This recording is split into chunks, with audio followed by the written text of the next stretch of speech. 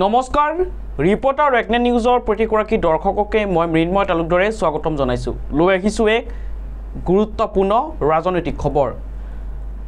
BJP দলত বিদ্ৰোহ হৈছে। বিদ্ৰোহৰ উকমুগনি এতিয়া দপদপকৈ জ্বলি উঠিছে বিজেপি দলত।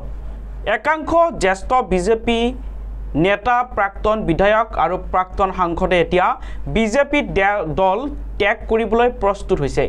আৰু দল ত্যাগ কৰি এই সকল নেতাই যোগদান কৰিব কংগ্ৰেছ দলত। ইয়াৰ মাজতে খবৰ ওলাইছে যে লোকসভা নিৰ্বাচনৰ পূৰ্বে কংগ্ৰেছ দলৰ পৰা পদত্যাগ কৰি বিজেপি দলত যোগদান কৰা একাংশ প্ৰাক্তন কংগ্ৰেছী তথা বিজেপি নেতাইও এতিয়া ঘৰ বাপচি কৰিবলৈ প্ৰস্তুতি আৰম্ভ কৰিছে।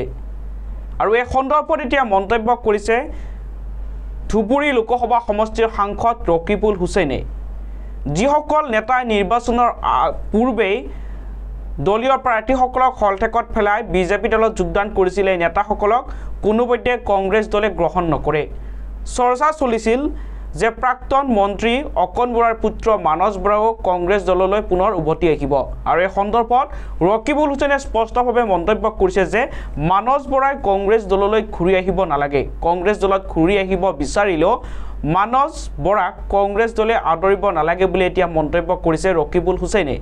লগতে ৰকিবুল হুছেইনে মন্তব্য কৰিছে যে 2026 চনলৈকে যদি মুখ্যমন্ত্ৰী হিমন্ত বিশ্ব শৰ্মাই অসমৰ মুখ্যমন্ত্ৰী হৈ থাকে তেতিয়াহ'লে পুনৰবাৰ ৰাজ্যত ঘূৰি নাহিব বিজেপি চৰকাৰ। হিমন্ত বিশ্ব শৰ্মাৰ ওপৰত বিশেষকৈ জনজাতীয় লোকসকল ক্ষুব্ধ হৈছে আৰু জনজাতীয় লোকসকলে এইবাৰ বিজেপি দলক ভোট নিদিয়ে। আৰু যদিহে হিমন্ত বিশ্ব শৰ্মাই 2026 চনৰ বিধানসভা নিৰ্বাচনৰ আগলৈকে অসমৰ মুখ্যমন্ত্ৰী হৈ থাকে তেতিয়াহ'লে ৰাজ্যত পুনৰ কংগ্ৰেছ দলে চৰকাৰ গঠন কৰিব বুলি মন্তব্য কৰিছে এতিয়া ৰকিবুল হুছেইনে।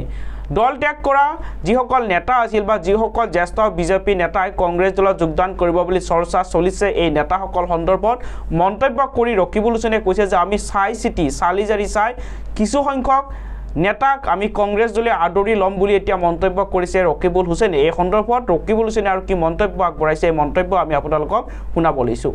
বিজেপিৰ নেতা, অৰিজিনেল বিজেপিৰ নেতা হয়, ডুপ্লিকেটখিনিৰ কথা কোৱা নাই। এতিয়া এই যে বিজেপিত ডুপ্লিকেট বিজেপিৰ অত্যাচাৰত সহিব নোৱাৰি আহিব খুজিছে, সেইসকলক আহিলেতো আমি ল'ব লাগিব বহুতক চাই চিতি। কিমানজনমান আহিব? আহিব দিয়কচোন, বহুত আহিব, বহুত। এম.এল.এটো আপোনাৰ অপেনলি কৈ আছে দোকান আহিম বুলি। সেইটো লোকধাকটো কৰা নাই, তেওঁলোকে বিদ্ৰোহ কৰিছে। তেওঁৰ কথাটো মই ইমান নাজানো, তেওঁ কিবা হেৰি কৈ আছে, কিন্তু কংগ্ৰেছলৈ আহিবলৈ নাহে মই নাজানো। মানৱ বৰাও আহিব বুলি।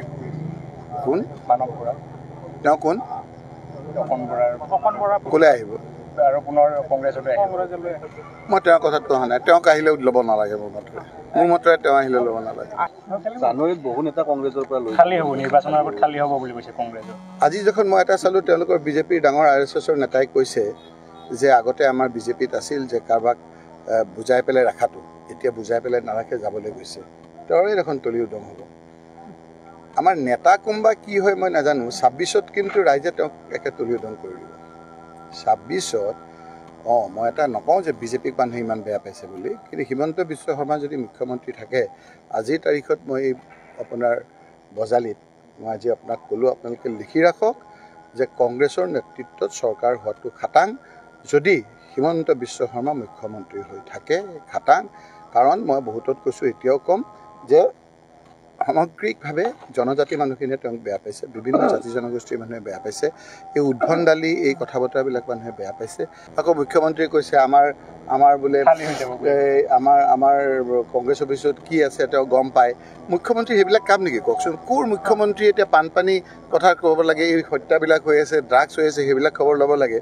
কংগ্ৰেছ অফিচৰ ভিতৰত কি হ'ল সেই কথাটো মুখ্যমন্ত্ৰীৰ কাম নাই নেকি?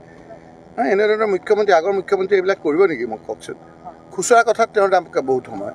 এতিয়া বানপানীৰ সমস্যা নাইকিয়া কৰা, গৰাখহনীয়া সমস্যা নাইকিয়া কৰা, ড্ৰাগছ নাইকিয়া কৰা, এইবিলাক আপোনাৰ ভয় ভীতিটো নাইকিয়া কৰা, সেইবিলাক তেওঁৰ কাম নহয়।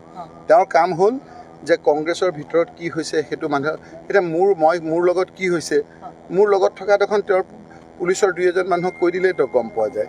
তেওঁৰ ঘৰত যে কি হৈ আছে মই গম পাওঁ। তেওঁৰ ঘৰত যে কি হৈ আছে, ক'ত কেনেকৈ মোবাইল নলৈ তেওঁৰ ঘৰত কোন যায়,